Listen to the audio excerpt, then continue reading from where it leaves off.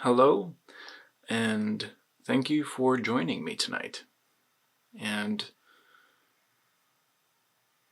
I think this is the one video that everybody should watch. Not because I want the attention, not because I want this to go viral and that's all that matters. I'm honestly kind of nervous to talk about it. Because I really think that it's a message that everyone can empathize with. And I think that it's important. Now, I'm not going to sit here and use my face the entire time because I really don't want to distract from the message that I'm about to tell you guys. This is like me at 11:30 at night, and I just had the utmost conviction to pull my camera out and just go. So I put together my thoughts, kind of have notes written down for what exactly it is I've been thinking about. So I hope you guys can take the message and have a healthier and more loving outlook in your life. All right, well, here we go.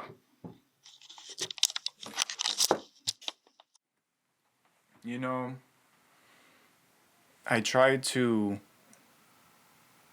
do this in a way where I could organize it and put it into a speech, but it honestly just gets rid of the genuine, authentic struggle that people are going through. And it seems too scripted for the message that I'm about to say. And if you really want to know, I've been thinking about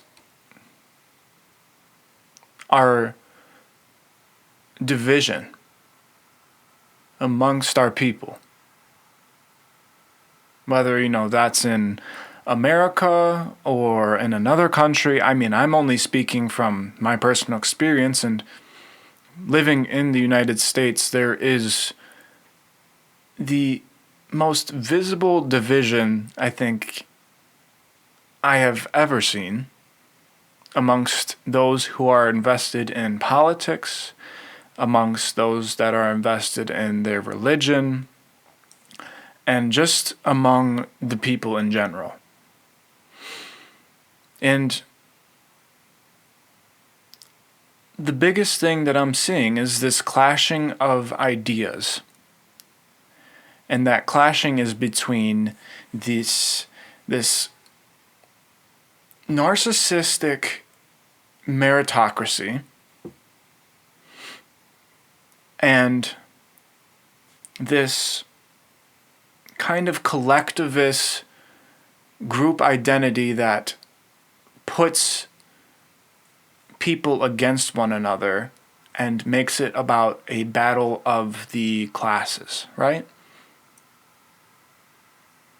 It's kind of this Marxist ideology that's creeping into our politics, into our schools, into our thought processes. Now, I don't want this to be something that's political because intrinsically it's not. This is a spiritual battle that's being fought. And it's being fought in more than just the political world. It's being fought individually. It's being fought amongst you and I.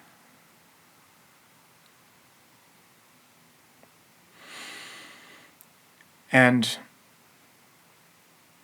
there really is a solution. And it's to realize that this meritocracy, or this idea of working hard to get what you want, is something that can become toxic. It's something that can become, I will step on you in order to get to the point that I need to get to. Even if that hard work comes to fruition, we have to understand that the hard part of working comes with the sacrifice. The purposeful work that we do in hard work comes from sacrifice. It doesn't come from the gain. It doesn't come from the division.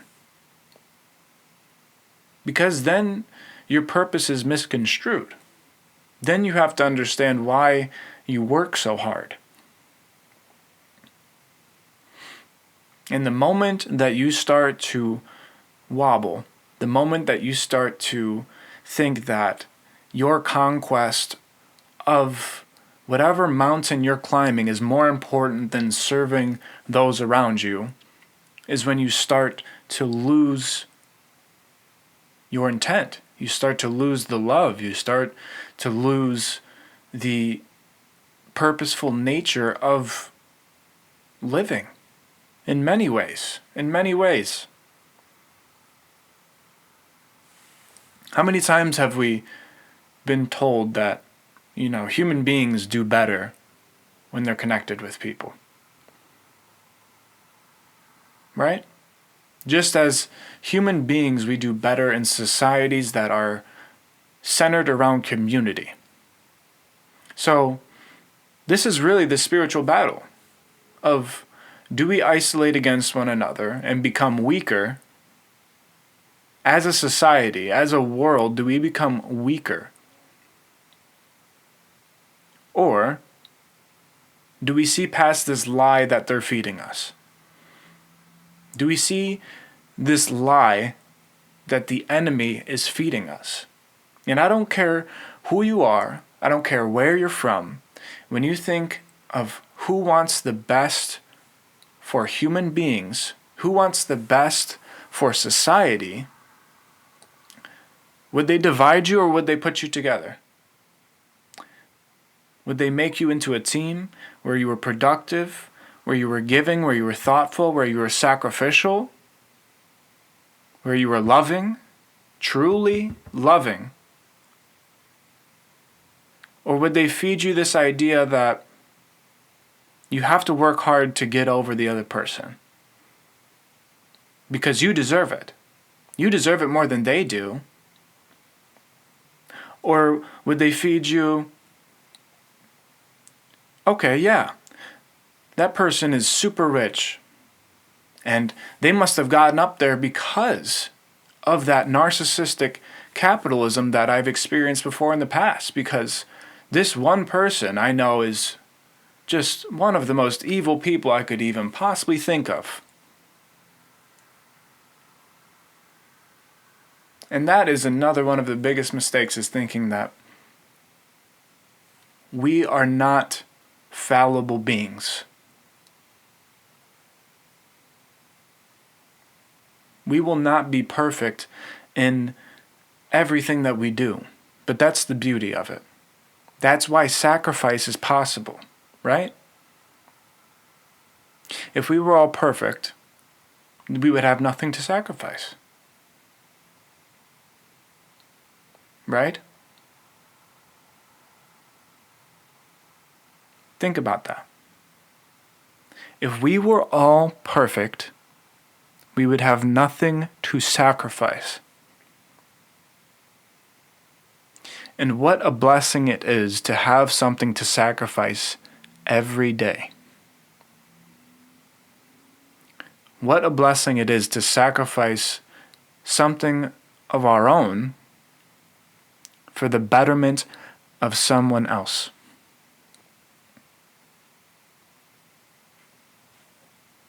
For example, tonight I'm sacrificing my sleep, but I've deemed this message to you all as more important than getting sleep.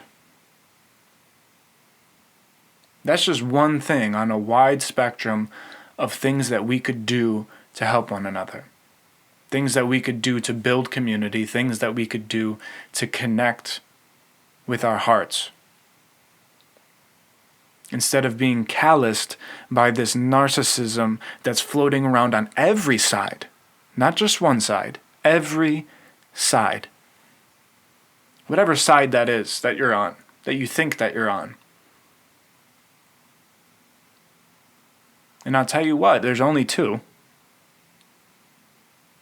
It's what's good and what's evil. What is love and what is hate? What is greed and what is generosity?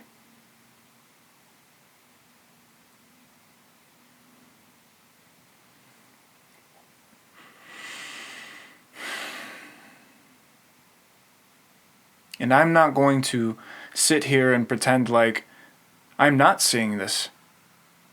I'm not going to sit here and pretend that I want my children to grow up in this, that I want the world to grow up in this,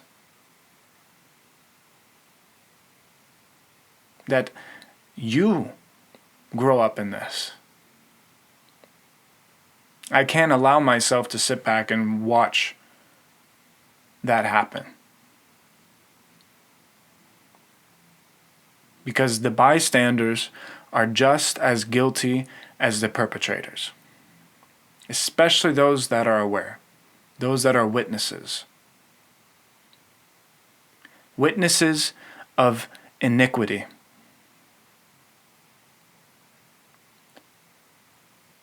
Those who love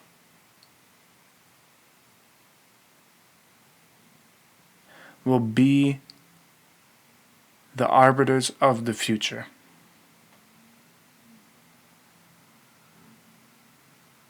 Because those of you that serve, those among you that serve, will be first.